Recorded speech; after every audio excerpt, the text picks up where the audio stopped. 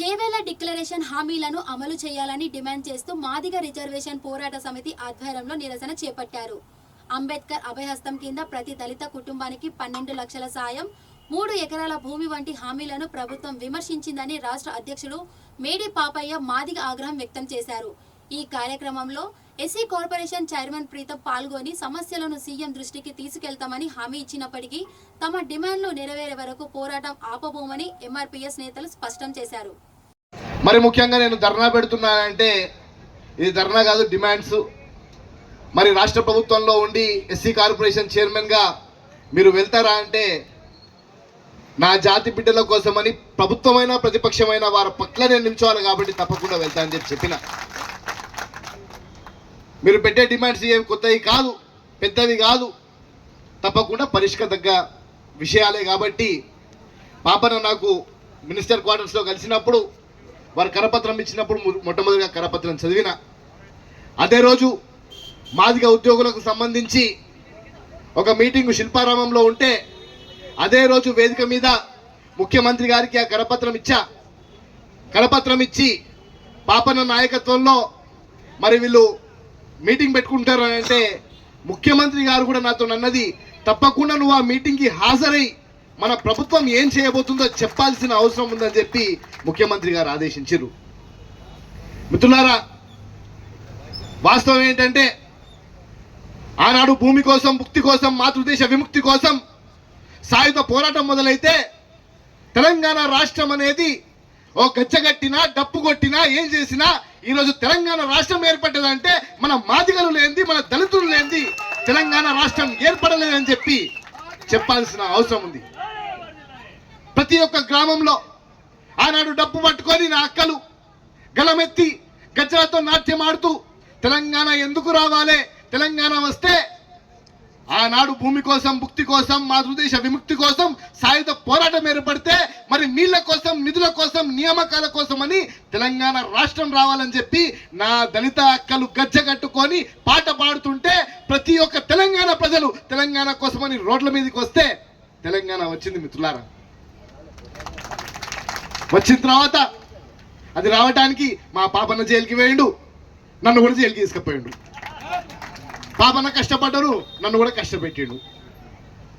పాపన్న కేవలం తెలంగాణ ఉద్యమమే కాదు, దళితులకు రాష్ట్రంలో చీమ చిటుక్కుమన్న మరి ప్రభుత్వం వచ్చిన తర్వాత షాద్ నగర్లో ఒక మహిళను పోలీస్ స్టేషన్లో రాత్రి కొట్టిందని తెలిస్తే నాకు పాపన్న ఫోన్ చేసి చెప్పిండు. ఆనాడు ముఖ్యమంత్రి గారు దావోస్ పర్యటనలో ఉంటే ప్రతిపక్షమా ప్రభుత్వమా అని చూడలేదు, మన దళిత మహిళను కొట్టిందని తెలవగానే షాద్ నగర్కు వెళ్ళి ఆడ హాస్పిటల్లో ఉన్న వాళ్ళని పరామర్శించి అక్కడ ఒక సిఐ గారిని, ఒక ఎస్ఐ గారిని సస్పెండ్ చేయించడం. వెంటనే దళితుల పట్ల ఎవరన్నా కానీ చిన్న చూపు చూస్తే, వారి పట్ల అఘాయిత్యం జరిగితే పాపన్న నన్ను వెనక నిల్చొని నన్ను ముందడికి ఉరికిచ్చే దత్తంలో పాపన్న ముందడుగు ఉంటాడని చెప్పి కూడా తెలియజేస్తున్నాం. మిత్రులారా, మనం ఏ పని చేయాలన్నా మరి ముఖ్యంగా 2 సంవత్సరాలు 2 నెలలు అవుతుంది. మరి మా పాపన్న అంటాడు, ఏం చేస్తున్నా నువ్వు చేయాలి, ప్రభుత్వంలో ఉన్నావు కదా అని అంటాడు. మరి ఏ పథకం కావాలన్నా కానీ మీరందరూ ఉన్నారు మిత్రులారా, మీరందరూ ఇప్పుడు పాపనని నిలదీయాలి. ఏ ప్రభుత్వ పథకం కావాలన్నా మీకు కావాల్సింది తెల్ల రేషన్ కార్డు. తెల్ల రేషన్ కార్డు లేనిది మీరు ప్రభుత్వ పథకాలని అప్లై చేసుకోలేరు. మరి గత 10 సంవత్సరాలు ఉన్న ఆ ప్రభుత్వము ఒక్క తెల్ల రేషన్ కార్డు ఇచ్చిందా? మన కుటుంబాలకి తెల్ల రేషన్ కార్డు లేకపోతే నేను పథకం పెట్టాలంటే, ఆ పథకం మీరు అప్లై చేయాలంటే మీరు అర్హులు లేనప్పుడు ప్రభుత్వ పథకం ఎట్లా పెడతాం? అందుకే మన మగోడు, మన వర్గీకరణ ఇచ్చిన మగోడు రేవంత్ రెడ్డి గారు మొట్టమొదటిగా మన దళితులకు, గిరిజనులకు, పేదలకు తెల్ల రేషన్ కార్డులు ఇవ్వాలి. వాళ్ళు ముందు కడుపు నిండా 3 పూటల అన్నం తినాలి. నేను తినే సన్న బియ్యమే నా దళిత గిరిజన బిడ్డలు కూడా తినాలని చెప్పి మొట్టమొదటిగా రాష్ట్రంలో కొన్ని లక్షల తెల్ల రేషన్ కార్డులు ఇచ్చి మీ అందరినీ కేవలం తెల్ల రేషన్ కార్డు ద్వారా సన్న బియ్యమే కాదు, తెల్ల రేషన్ కార్డు ద్వారా లోన్లు అప్లై చేయడానికి కూడా మీ అందరిని అర్హులు చేసిండు. మిత్రులారా, దీన్ని మీరు గమనించాల్సిందిగా నేను కోరుతున్నా. ఏం చేసి 2 సంవత్సరాలు 2 నెలలు అంటే మొట్టమొదటిగా తెల్ల రేషన్ కార్డులు ఇచ్చినాం. ఆ తెల్ల రేషన్ కార్డుల ద్వారా ఎస్సీ కార్పొరేషన్ రుణాలు పెట్టుకోవాలన్నా, ఒక బండి కొనుక్కోవాలన్నా, సబ్సిడీ పెట్టుకోవాలన్నా మొట్టమొదటిగా మనకు కావాల్సిన ఒక ఆయుధం అనేది ఆ ఆయుధం ముఖ్యమంత్రి రేవంత్ రెడ్డి గారు మనకిచ్చిర్రు. దీని తర్వాత మిత్రులారా, ఈ మాట వాస్తవం చెప్పాలి, చెప్పకపోతే మళ్ళీ నేను మిత్రద్రోహం చేసిన నైతా. ఏ రోజైతే మా పాపన్న నాకు మినిస్టర్ క్వార్టర్స్లో వచ్చి ఓ పాంప్లెట్ ఇచ్చిండో, ఆ పాంప్లెట్ తీసుకెళ్ళి నేను ముఖ్యమంత్రి గారితో నేను మాట్లాడగానే మొట్టమొదటిగా అది చూడగానే వాస్తవమే ఇది, పాపన్న అడిగిన దాంట్లో ఎక్కడ తప్పు లేదు, కానీ మన ప్రభుత్వం ద్వారా రాజీవ్ యువ వికాసం అనే పథకంతో మనము చేయూతనిద్దామనే ఒక ఆలోచనతో గత ప్రభుత్వంలో మనం చేసినాము, గత సంవత్సరంలో చేసినాము.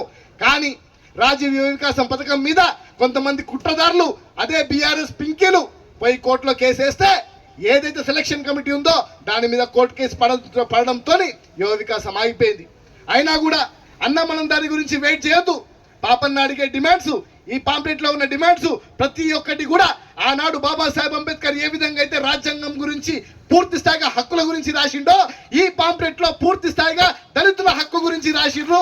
మనం వాళ్ళకి ఇయ్యాలనగానే వెంటనే 169 కోట్లతో మొట్టమొదటిగా జీవో తీసి 2 వీలర్స్ 3 వీలర్స్ మనము ముందైతే పేదోళ్ళకి సహాయం చేయాలని చెప్పి మొట్టమొదటి జీవో ఇచ్చిండ్రు. మళ్ళా పాపన్న జీవో చూసిండు, మళ్ళా నాకు ఫోన్ చేసిండు, తమ్మి కేవలము మీరు 2 వీలర్స్ 3 వీలర్సే పెట్టిర్రు, ఇక స్కిల్ లేదు, మన వాళ్ళు చదువుకునేటట్టు లేదు, స్కిల్ డెవలప్మెంట్ కూడా పెట్టాలి అని అంటే మళ్ళీ ముఖ్యమంత్రి గారి దగ్గర పోయిన చరిత్ర చూడండి. గత 4 రోజుల లోపల 3 సార్లు జీవో వచ్చింది. మళ్ళా పాపన్న చెప్పిన తర్వాత పోతే 236 కోట్లతోని మొన్న జీవో వచ్చింది.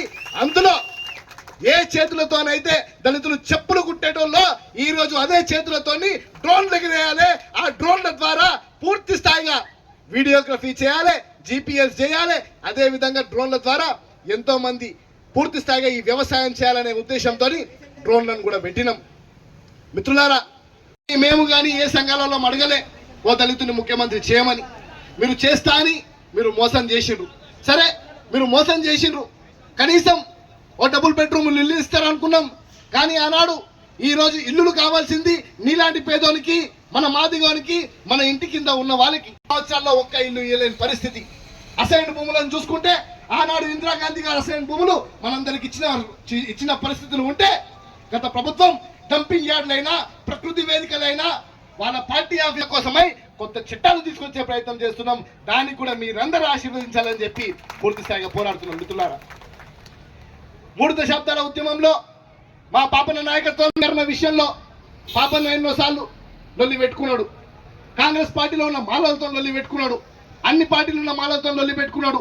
ఒక్కడే నిల్చొని ఎన్నోసార్లు ఉరుముతూ అందరి మీద మాట్లాడుతుంటే మాకు న్యాయం కావాలి, మాకు న్యాయం చేయకపోతే ఏం చేస్తామో చూపిస్తాం,